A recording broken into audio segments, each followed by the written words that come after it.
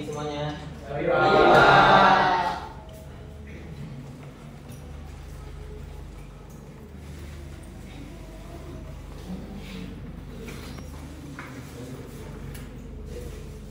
Gimana kabarnya hari ini?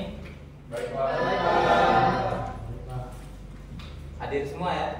Hadir, Pak. Oke, sebelum mulai Bapak absen dulu. Muhammad Hamid Abdul Karim. Hadir, Pak. Muhammad Said Fadil. Hadir, Pak. M. Saifullah. Hadir, Pak. Ridwan Walker Hussein. Hadir, Pak. Muhammad Rizki. Hadir, Pak. Izin, Pak. Ini hadir. Syasha Esa Nubra. Febrianto. Hendy Karnadi. Tidak hadir, Pak. Hadir, Pak. Nggak ada juga. Nggak ada kabar. Nggak ada yang dekat kosannya sama Hendy. Tidak ada, Pak. Jauh dia, Pak. Irwan Takasa. Hadir, Pak. Ahmad Hafiz Adin. Hadir, Pak. Surya Irawan. Hadir, Pak. Pandu Putra Pratama. Hadir, Pak. Rami Mariati. Hadir, Pak. Karina Ayu. Hadir, Pak. Emro Mador. Ahmad Baron Abu Hamka. Hadir, Pak. Hadir, Pak. Hadir, Pak. Hadir juga ya. Udah sebulan nggak masuk. M. Noval.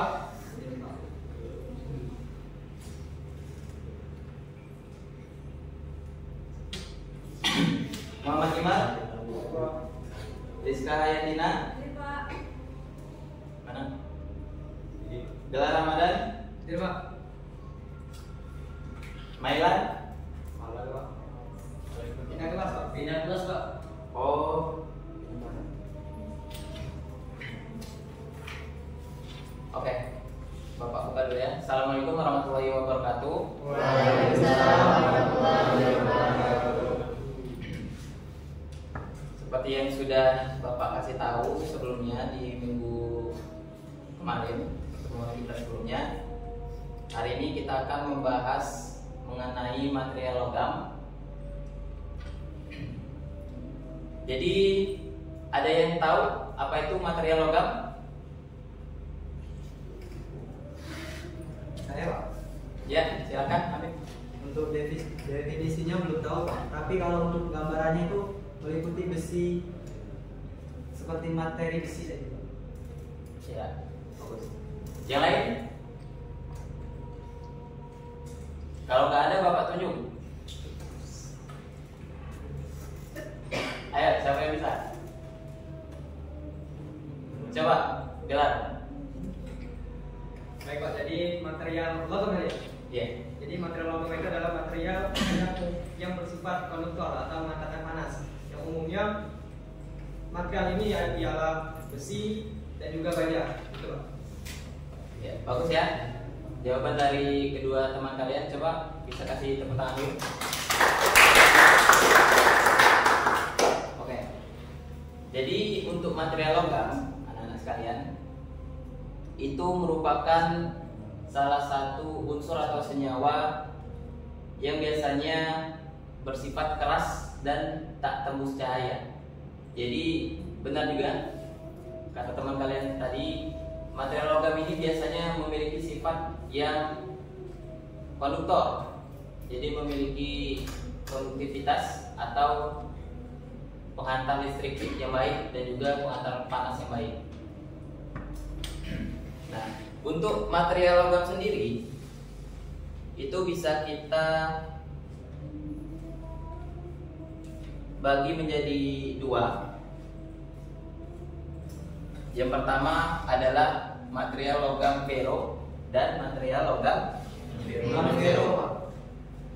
Ada yang tahu apa itu material logam fero?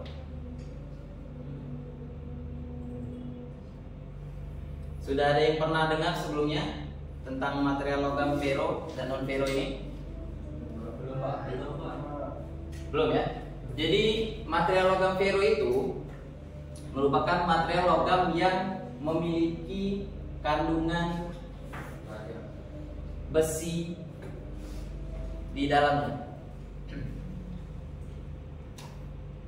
Memiliki kandungan besi di dalamnya sehingga dia memiliki beberapa sifat secara fisik dan juga secara kimia.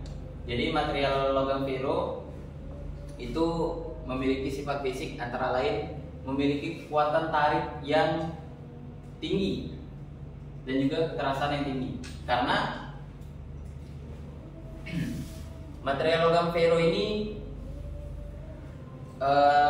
merupakan material yang memiliki campuran besi atau Fe di dalamnya dan juga ada paduan lain. Ada yang tahu paduan apa biasanya? Karbon, Pak. Benar, paduan karbon. Paduan karbon ini mempengaruhi tingkat kekerasan dari logam tersebut. Selanjutnya, dia biasanya memiliki titik lebur yang tinggi dibandingkan dengan material logam non ferro. Dan juga yang terakhir memiliki konduktivitas termal dan juga listrik yang baik. Untuk secara tingkatan itu sedikit lebih rendah dibandingkan material non ferro untuk konduktivitasnya. Dan juga sifat kimianya, material logam ferro ini lebih rentan untuk terkena korosi. Jadi material logam ferro biasanya harus dilakukan pelapisan agar materialnya bisa bertahan lama dan tidak terkena korosi. Seperti yang Bapak jelaskan tadi, paduan dari material logam ferro ini mempengaruhi dari ketahanan dan kekuatan logam tersebut. Jadi, misalkan paduan karbon dalam suatu logam ferro ini lebih banyak, maka sifat dari logam tersebut akan lebih keras dan lebih tahan. Akan tetapi, logam tersebut akan menjadi lebih rapuh jika kandungan karbonnya lebih banyak. Sedangkan jika kandungan karbonnya lebih sedikit,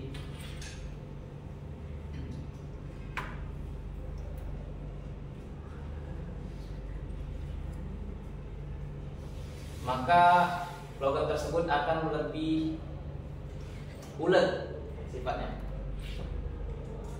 Oke. Logam ferro sendiri memiliki beberapa keunggulan dan juga kekurangan. Nah, kelebihannya itu kekuatan tinggi dan biaya produksi rendah. Ada yang tahu logam ferro ini biasanya digunakan di mana aja? Struktur bangunan, Pak. Ya, benar. Lagi? Di kendaraan. Di kendaraan. Terus? Ada yang lain?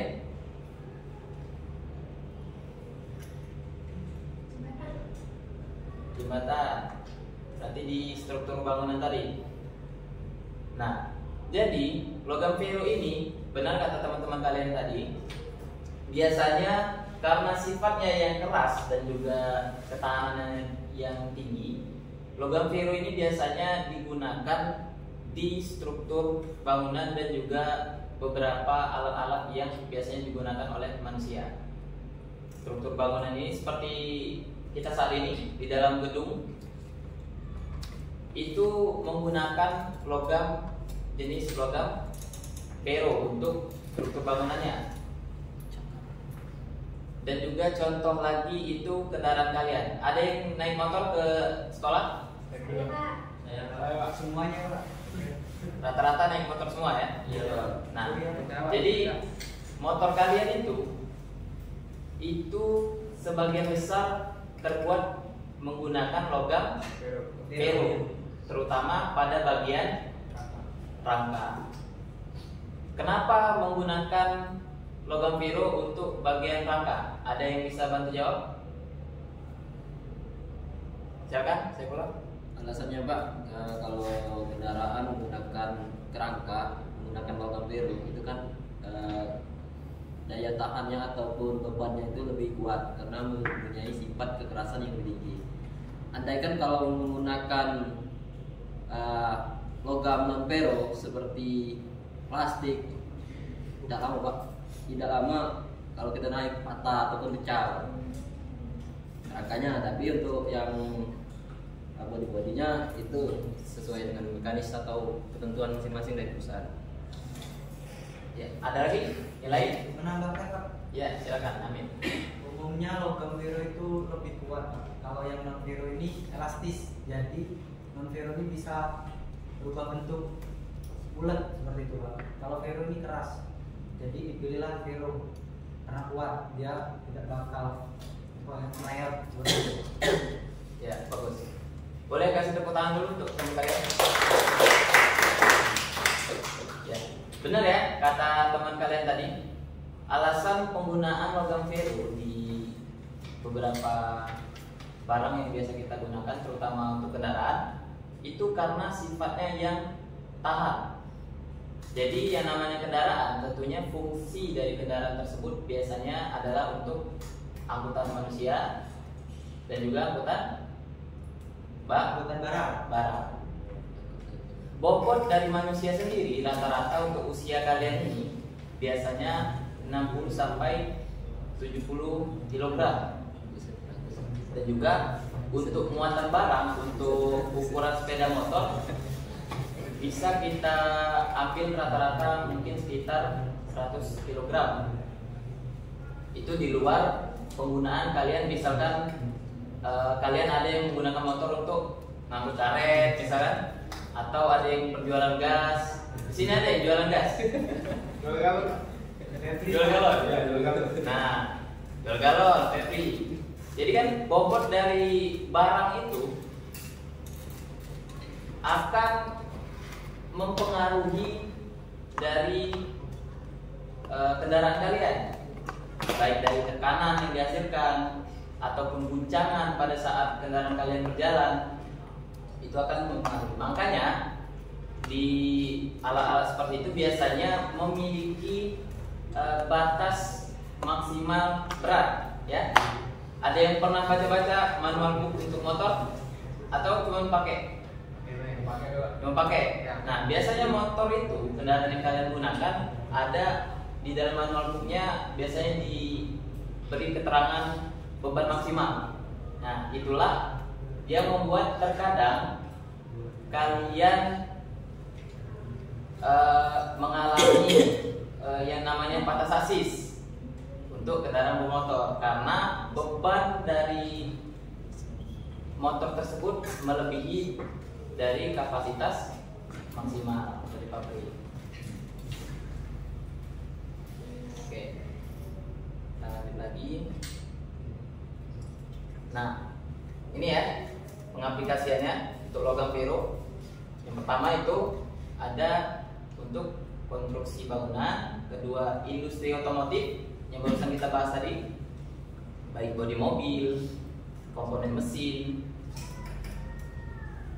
Yang selanjutnya itu manufaktur, peralatan industri dan perkakas, dan juga yang disebutin teman kalian tadi termasuk juga jembatan, rel kereta api, dan peralatan rumah tangga. Nah, logam non ferro ini terbilang cukup banyak ya digunakan di kehidupan sehari-hari. Tapi logam non ferro ini tidak seluruhnya kita gunakan karena ada yang namanya logam non ferro tadi. Nah, logam non ferro ini adalah logam yang tidak memiliki kandungan besi di dalamnya.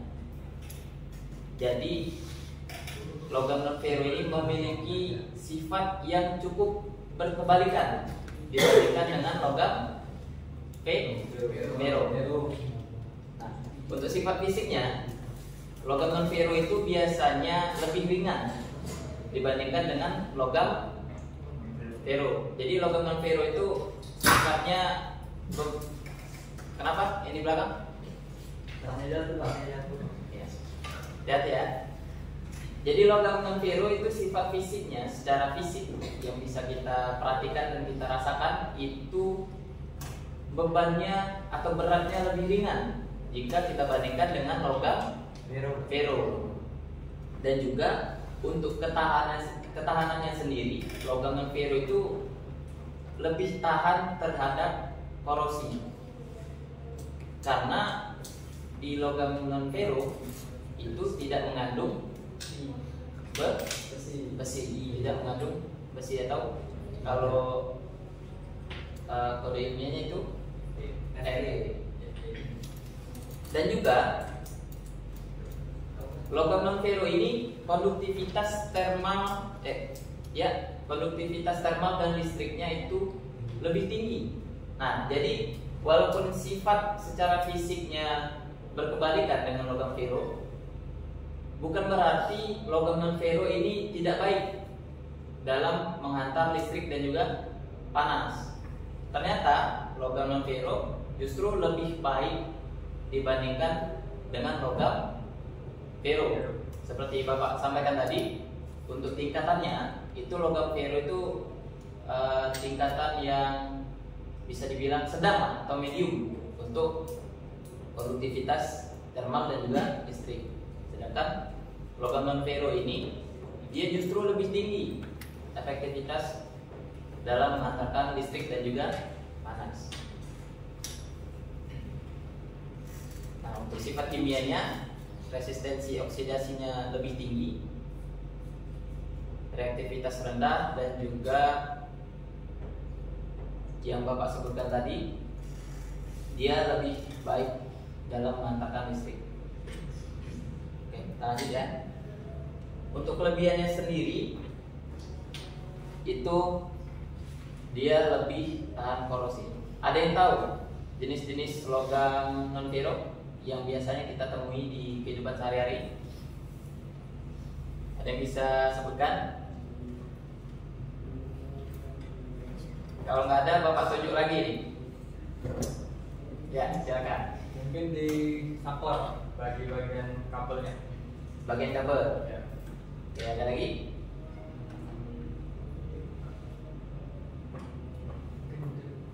Banyak. Yang lain?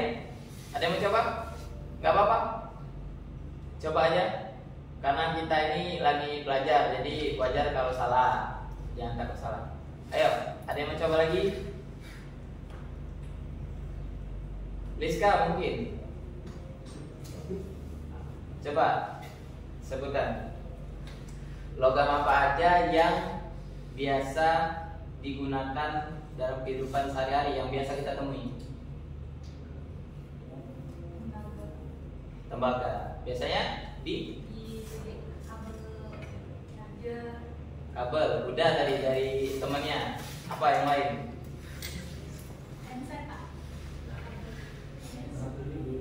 Masih kabel. Yang lain lagi?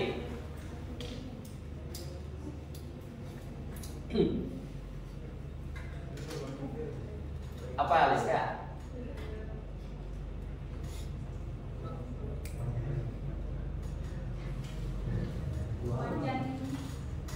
Wajan. Ya. Yang lain mungkin ada lagi? C. Oke. Saya lah. Silakan Amin. Tembakan. Itu biasa Amin gunakan dalam kehidupan sehari-hari. Maksudnya contoh logam tadi, Pak. Oh, logam ya. Oke, benar ya jawaban dari teman-teman kalian. Jadi logam non ferro ini sangat sering kita temui di kehidupan sehari-hari. Contohnya seperti kata teman kalian saya tadi, itu di alat-alat elektronik seperti kabel, TV, dan komponen-komponen elektronik lainnya.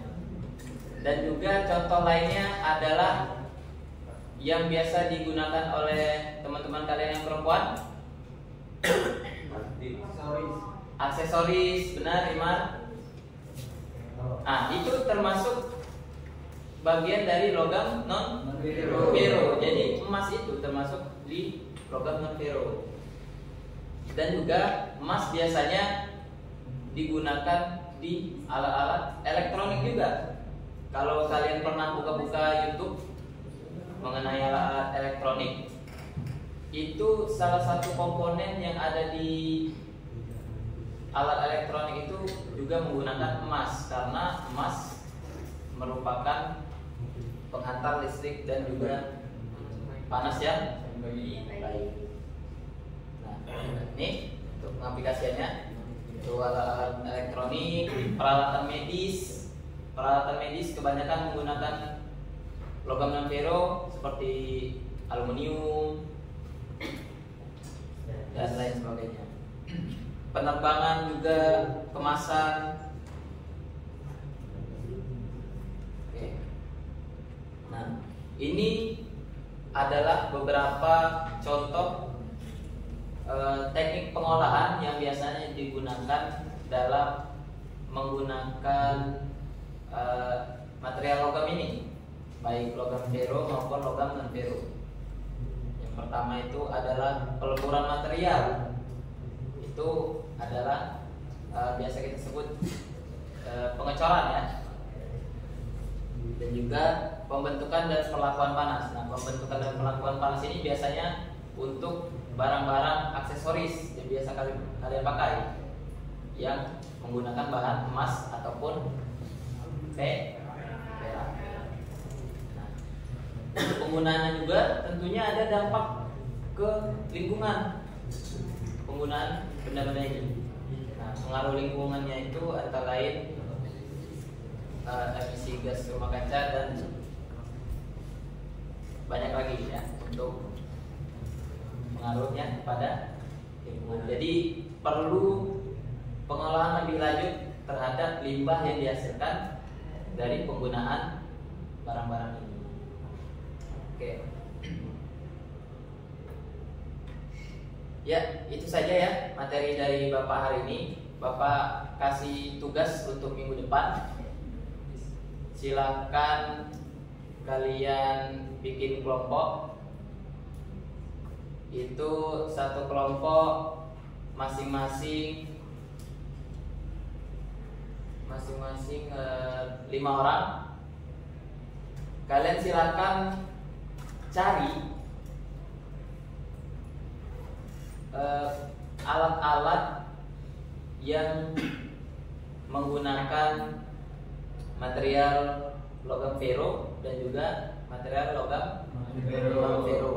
Jadi kalian sertakan di sana pengertian, penjelasan tentang materialnya, sifatnya,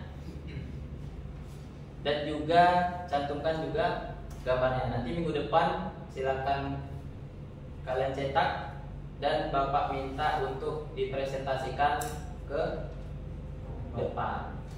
Oke. Ya. Kelompoknya itu ditentuin sendiri kami yang sendiri.